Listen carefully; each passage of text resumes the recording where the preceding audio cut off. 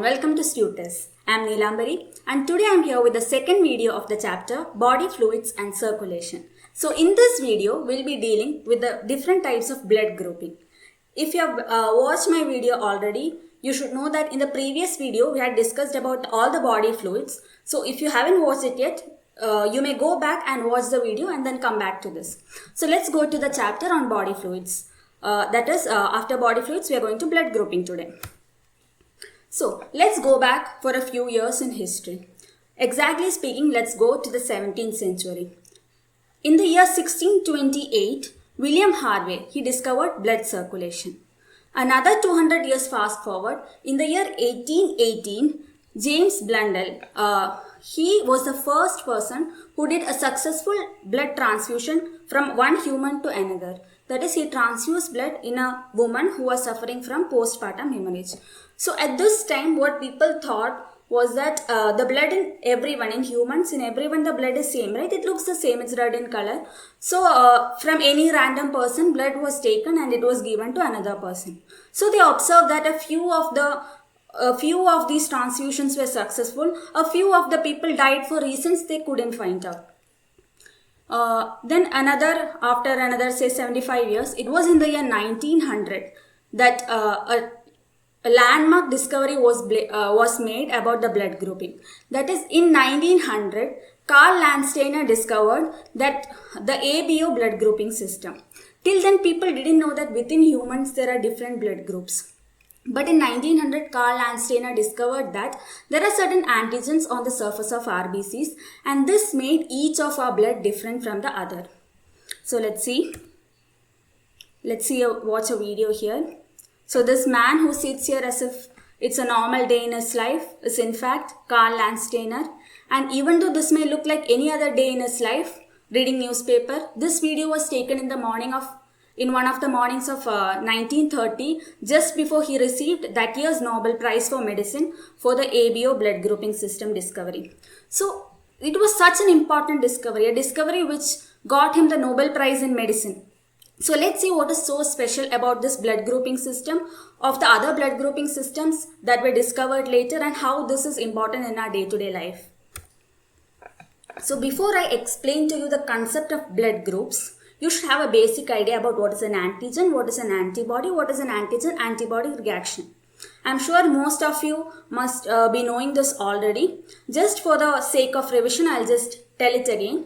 Now, an antigen is a substance which when it enters our body, so it's a foreign substance. Actually, it can be a substance inside the body also, but a substance which can cause our immune system to produce an immune response is called as an antigen.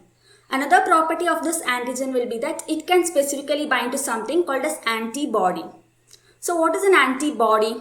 An antibody, it is a glycoprotein in nature. An antibody can specifically bind to the antigen and it can destroy it. So an antigen may be a pathogen. So an antibody will come and bind to it and cause the destruction of this. Okay. So the main blood grouping systems that come into play when we talk about blood transfusions is the ABO system and the RS system. Even though there are many other systems, these are the two which are most significant and today we'll be discussing about these two. So as I had mentioned earlier, the blood groups are determined based on the presence of certain antigens on the surface of RBCs. So ABO system is based on the presence or absence of two antigens, the A antigen and the B antigen, right? So as you can see here, an RBC on which surface there is an A antigen is called an A blood group, okay? An RBC with a B antigen on its surface is said to belong to a B blood group.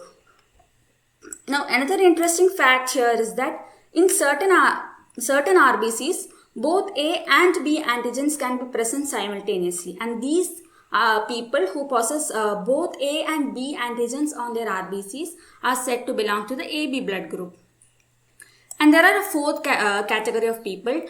In them, both the antigens are not expressed on the RBC. They neither have A nor have B. So such people are said to belong to the O blood group, right? So to understand this better, I'll tell you something which is known as the Landsteiner's law. It is pretty simple to understand. There are two laws called as Landsteiner's law, the first law and the second law.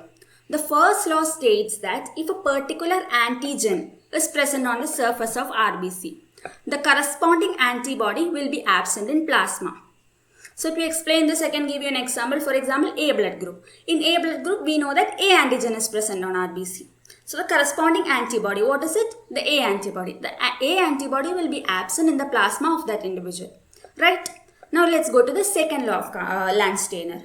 The second law states that if a particular antigen is absent on the surface of RBC, right, the corresponding antibody will be present in plasma. So here again, let's come back to our example of A blood group. So what antigen is there? The A antigen is present. So when the particular antigen is present, right? So what antigen is absent? B antigen is absent. So according to Landsteiner's second law, if a particular antigen is absent, that is if B antigen is absent on the surface of A group, right? So the B antibody will be present in the plasma. So by the second law, we can know what all antibodies will be present in the blood of people of certain blood groups. So let's see each example. In the case of blood group A, in blood group A, as we know, A antigen is present on the surface of RBC. So B antigen is absent on surface of RBC. So B antibody is present in the plasma of the person. Right? Now group B, coming to group B, B antigen is present, right? That's why it's called as group B. So what is absent? A antigen is absent. So in the plasma of the person, what will be present? Antibody A will be present. Now another group, the third group, that is the AB blood group, both A and B antigens are present on the surface of RBC. Right? So nothing is absent. So what will be the antibodies? There will be no antibodies in them. So they won't have any antibodies in the plasma. Now the fourth category is the O group people. In O group people, both the antigens are absent on the RBC. So both A and B antibody will be present in plasma. Right? Now let's go to the next topic. Blood donation. So we always know that in blood donation, they are checking something. Two blood groups they are checking. If they match, you give the blood for donation. Now mainly what we check, so this process of when we look the compatibility between two people's blood, it is known as cross matching. And the major cross matching which we check is between the donor's RBC and the receiver's plasma. So imagine someone wants to donate someone wants to donate some blood for me. So the RBC of the donor and the plasma of the receiver, this is what will be checked for compatibility. So what are we checking here? That is the receiver's plasma should not be having antibodies against the donor's RBC. What will happen? What will antibodies do? I've told in the beginning, right? The antibodies will go and bind to the particular antigen and destroy them. So if I receive someone's RBC against which I have antibody, what will my body do? Will my body accept it? No, my body's immunity, that is my body's antibodies against that, will go and fight it and destroy it. So there is no point in blood donation. Not only that, when the RBCs are destroyed, they will be releasing some toxic substances which is very harmful and can even lead to the death of the person who receives the blood. Right? So remember this point. What we look is between the plasma of the receiver, that is the antibodies in the plasma of the receiver, and the antigens present on the RBC of the donor. So based on that, let's see what all blood group people can receive what all blood from which all blood group people. So recipient, imagine I am an O blood group person. So O blood group person, as an O blood group person, I have antibodies against both A antigen and B antigen. So I cannot receive blood from a person who has an A antigen or a B antigen. So as we know, A group has A antigen, B group has B antigen, and the AB group has both A and B antigen. So all these blood groups are out of the question. So as an O blood group person, I can receive blood only from an O group person. Right? Now imagine next case, I am an A group person. So what antibodies do I have? Yes, I have B antibodies. Right? So people who have B antigens are out of the question. Who all have B antigens? The B group people have B antigens. Also the AB group people have B antigens. So from them I cannot receive blood. From whom I can receive blood? The A group people and the O group people. Right? The third case, imagine I have B blood group. So I have B antigen. So what antibodies are present in my plasma? The A antibodies are present in my plasma. So whom I cannot receive blood from? The A group person and the AB group person. So I can receive blood from an O group person and a B group person. Right? So next case, I am an AB group person. So I don't have any antibodies. Both antigens are present on my RBCs. So I don't have any antibodies. So can I receive blood from anyone? Yes, I can receive blood from any blood group person. In fact, I am a universal receiver. I don't give anyone, but I receive everything from everyone. I am a universal recipient. AB blood group can receive, since I have no antibodies in my plasma, I can receive blood. I will not reject blood from any other blood group. I can receive from O group person, A group person, B group person and AB group person. So if you come back to this chart, you can see that as I have mentioned, the AB group is known as the universal recipient. And there is this one guy who can give blood to anyone, the donor. He who gives blood without expecting anything in return. The O group person. So the O group person, here as you can see, is known as a universal donor. He is a universal donor and the universal recipient is the AB group person. Okay. Now this is what we talked about, the ABO blood grouping system. So ABO is based on the presence of A, B antigens on the surface of RBCs. Now there are many other antigens on the surface of RBCs. One such antigen is the RH antigen. Actually RH antigen, a group of antigens are known as RH antigens. So in this it's called RH because it was seen in rhesus monkeys. Yeah, we have monkeys antigens also on our RBCs. So the speciality of RH group you have to remember is that it does not follow Landsteiner's second law. So what was Landsteiner's second law? If a particular antigen is absent on the surface of RBC, the corresponding antibody will be present in plasma. This is not followed by RH group. So I am an RH negative person, you imagine. So I don't have RH antigens on the surface of my RBC. But since it does not follow the Landsteiner's second law, I don't have RH antibodies also in my plasma. Okay, you got that much? So let's go to the next one. Erythroblastosis fetalis. Now this is a special type of RH incompatibility. Now this erythroblastosis fetalis is seen between an RH negative mother and an RH positive fetus. Let's see how this happens.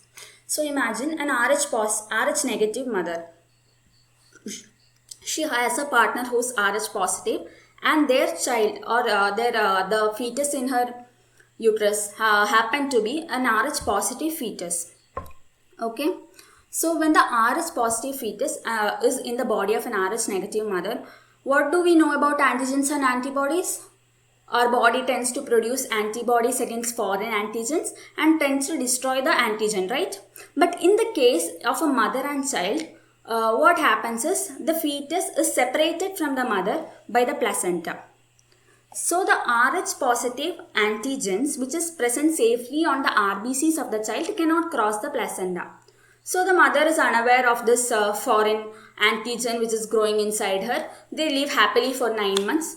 Nothing happens to this fetus. But during delivery, so till the term of pregnancy, there is no complications, right? But during delivery, what happens is, while giving birth, it is possible that a small amount of blood of the RH positive fetus can mix with the maternal blood, right? But still there is no harm to the baby because the baby has already been delivered. The baby came out. But now in the mother's body, the mother has been exposed to the RH positive antigen. Now the mother's body starts making antibodies against this antigen. So the mother's body, since it has encountered a foreign antigen, it makes the antibodies, it destroys these antigens and these antibodies keep circulating in her plasma. Okay.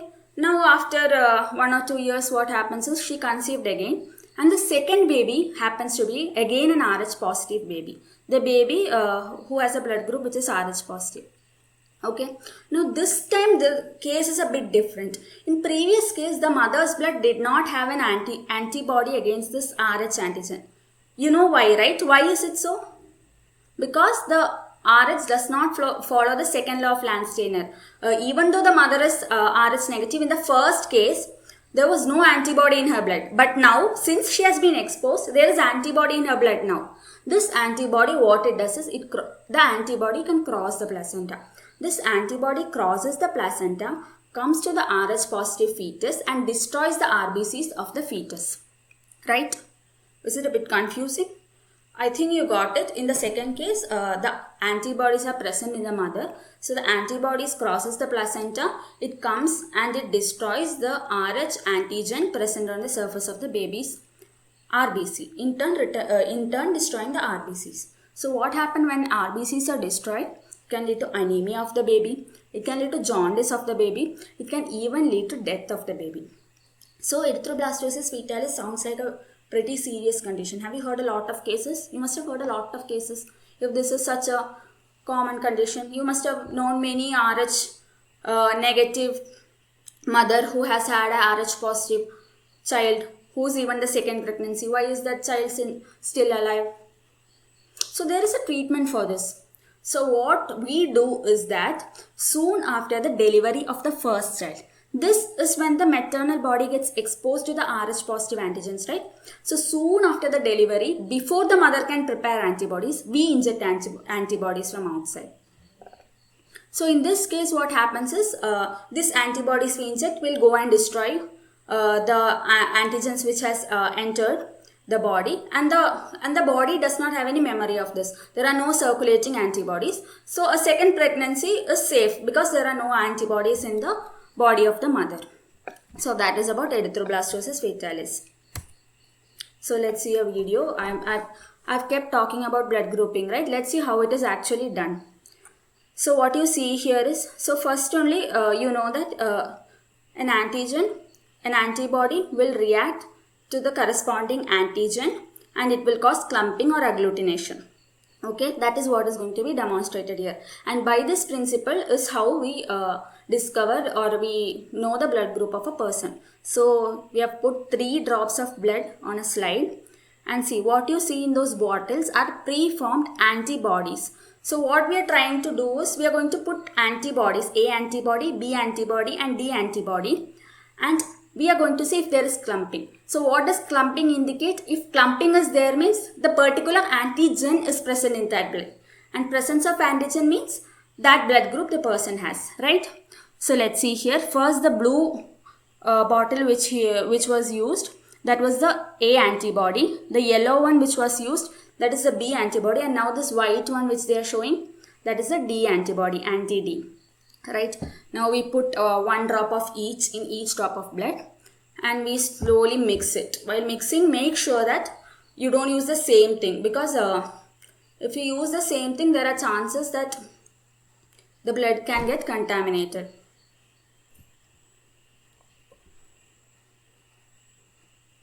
So let's wait for a few seconds. Now he is mixing the one in which we have put the B antibody.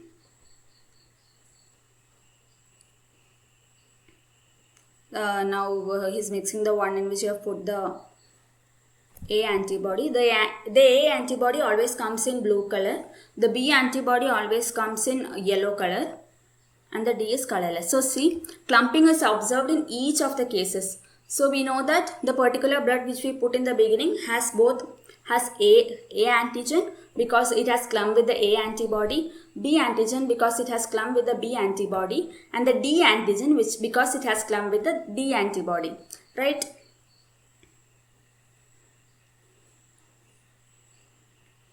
So here what you should remember is that the D antibody is nothing but our Rh antibody, okay? So since the person has all the 3 antibodies in his blood, the person is of AB positive blood group. I think you got it. Now let's see the next slide. Now let's discuss a few questions. There are 4 types of blood groups in human beings. Which are they? A, B, AB and O.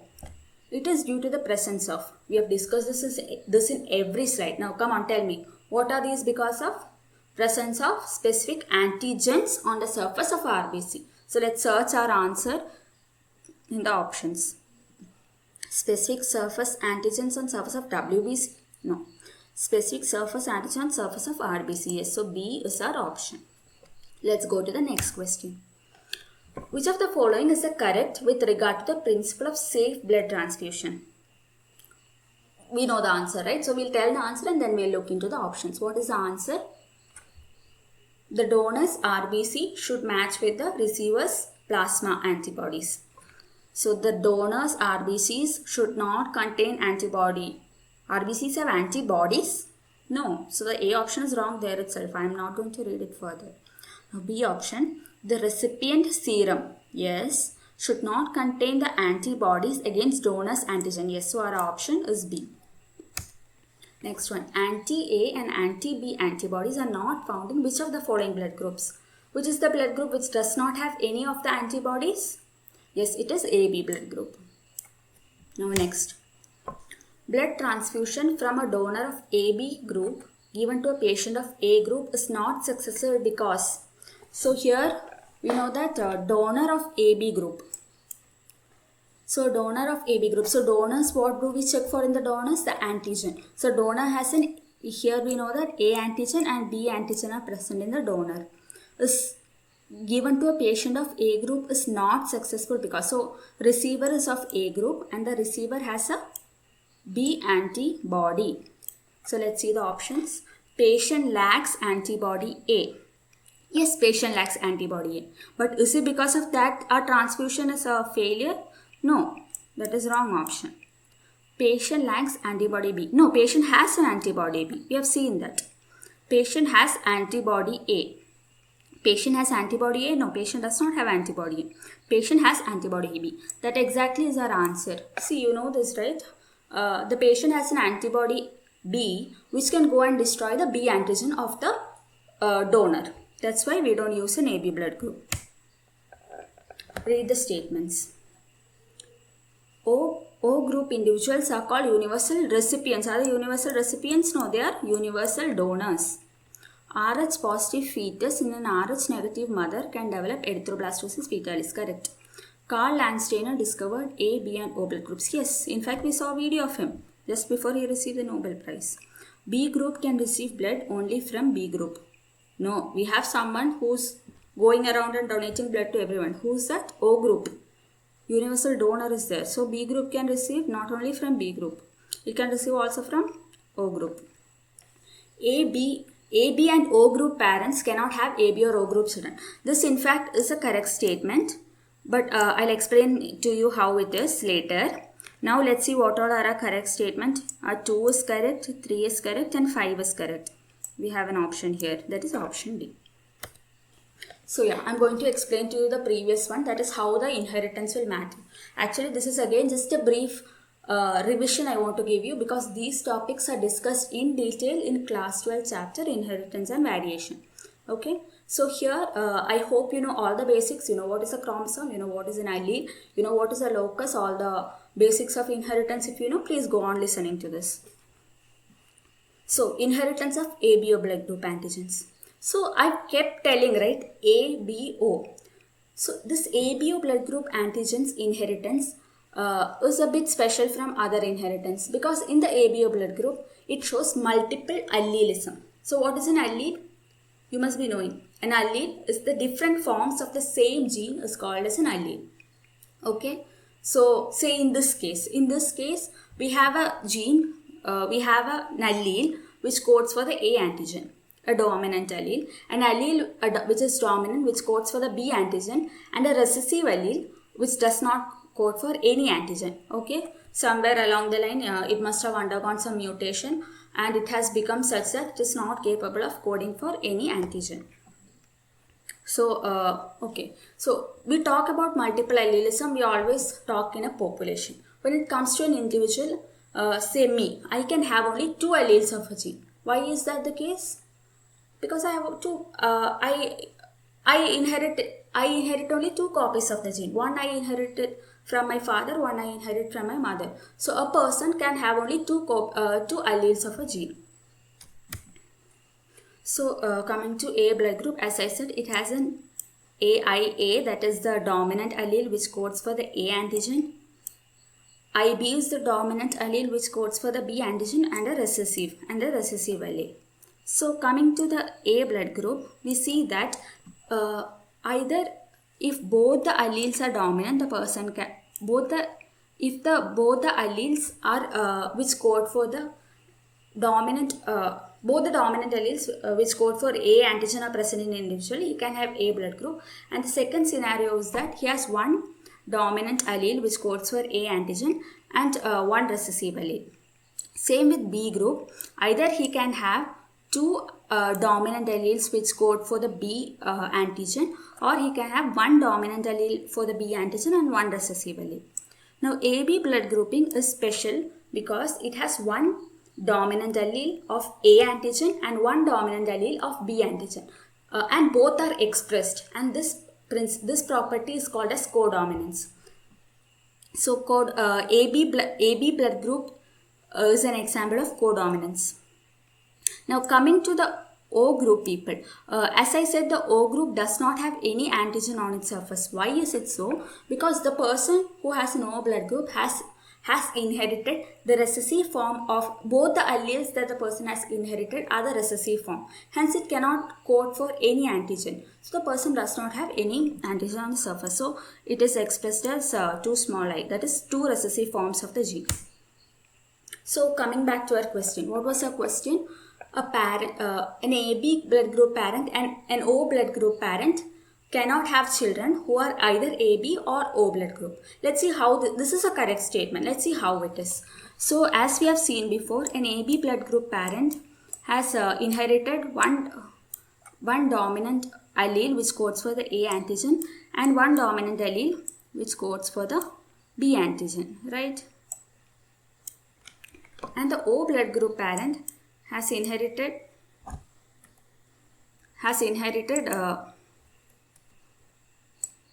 two recessive forms of the allele of the gene. Okay, so the possibility of offsprings, the possible genotypes of the offsprings are what we are going to see. One is either they can have one dominant form of the A gene, that is one dominant form of the gene which codes for the A antigen and one recessive form of the gene, and the second one is one dominant form of the gene which codes for the B antigen and one recessive form of the gene, right? So what will be the blood group of this child? This child will have an A blood group. What will be the blood group of this child? This child will have a B blood group. So do you see any children who are either AB or O blood group?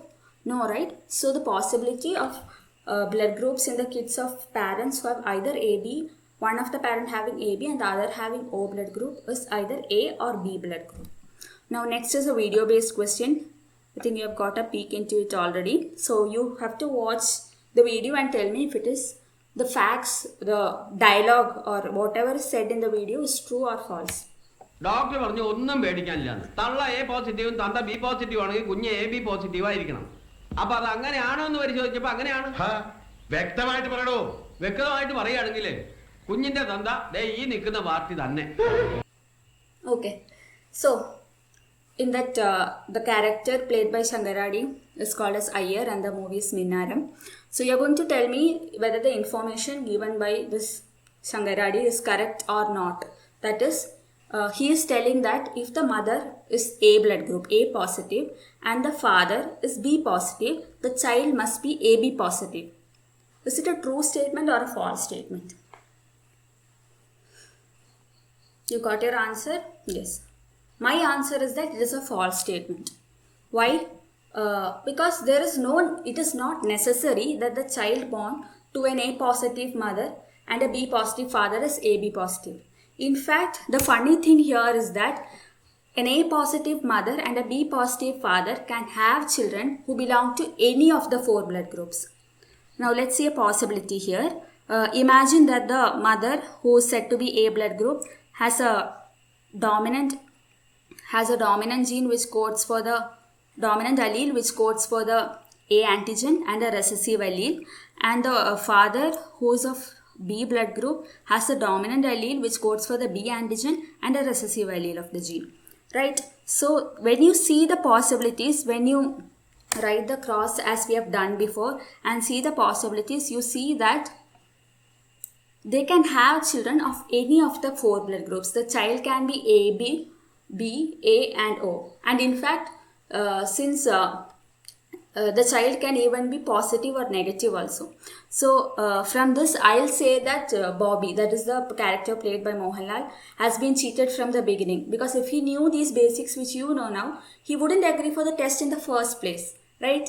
Because whatever may be the result, if the child is O, child is A, child is B or child is AB, the conclusion is going to be that, okay, this is a possible offspring, this is a possible child. This child can have parents who have A and B blood group, right? Anyway, the result was going to be against him. Still, he agreed to it because he didn't know this. Let's see assertion and reason. We have done this before. So, you know how to do this. You're going to tell me the answer. These are pretty simple questions. So, assertion. Type O blood group individuals are called universal donors. Yes, correct. Reason. RBCs of O group individuals have both A and B antigen. No. Do they have? No. So, assertion is true. Reason is false. So, see the option which matches with assertion is true, reason is false. Next question. Rh antigens of the fetus do not get exposed to Rh negative blood of mother in the first pregnancy. It is a true statement. Why is it true? Because the fetus and the mother are separated by the placenta and the antigen present on the surface of the RBC cannot cross the placenta and go into the maternal blood. Okay, the reason, reason, erythroblastosis fetalis can be avoided by administering anti-Rh antibodies to the mother immediately after the delivery of the first child. Yes, that is also an independently true statement. That is a treatment what we give for erythroblastosis fetalis. But are the two statements related in some way? Is the second statement the reason of the first? No, right? So both assertion and reason are true, but reason is not the correct explanation for assertion. So we have come to an end of this second session on body fluids and circulation, and I think we have pretty much covered everything in blood grouping. So this blood grouping is a quite interesting chapter actually. I used to have many doubts in this when I was studying. One doubt I got was that, see, I was explaining to you Lansdale's first law, right? What is that? A particular antigen is present on surface of RBC. The corresponding antibody will be absent in plasma. And the second law is that if a particular antigen is absent on surface of RBC, the corresponding antibody will be present in plasma. So I used to wonder always, an A blood group person, so naturally has a B antibody. And just before my class, I told you that antibodies are present when the body is exposed to the antigen. So a person whose body is never exposed to a B antigen, how does he have a B antibody in his blood? Actually, the question may sound pretty dumb and the answer is quite simple also. But many such doubts may come to our mind when we read this chapter for the first time.